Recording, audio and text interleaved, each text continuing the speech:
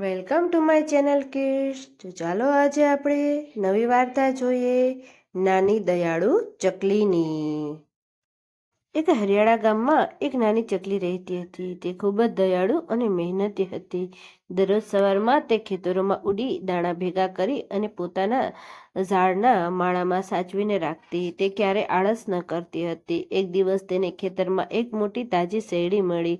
ચકલી ખુશ થઈ ગઈ અને મનમાં વિચારે છે કે આજે તો મીઠો મીઠો રસ પીવા મળશે.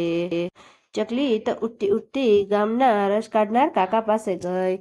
કાકાને શેરડી આપી અને કાકાએ તેનો મીઠો મીઠો રસ કાઢી આપ્યો. ચકલી તો તે રસ પીવા માંડી. ત્યાં કાગડો આવ્યો અને કહે છે કે હું સવારથી બહુ ભૂખ્યો અને તરસ્યો છું.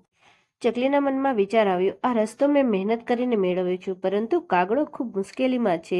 તે કાગડા પાસે જઈને પ્રેમથી પૂછે છે, ભાઈ શું થયું? કાગડાએ ધીમા અવાજથી કહ્યું, તેને દાણા અને પાણી મળ્યા નથી. ચકલીને દયા આવી અને તરત જ પોતાનો મીઠો રસ કાગડાને આપ્યો. કાગડો ખૂબ ખુશ થઈ ગયો અને ધીમે ધીમે રસ પીવા લાગ્યો અને તેની તાકાત પાછી આવી ગઈ. તે ખૂબ ખુશ થઈ અને ચકલીને દિલથી આભાર માને છે. ચકલીને પણ અંદરથી અજબ આનંદ અનુભવાયો.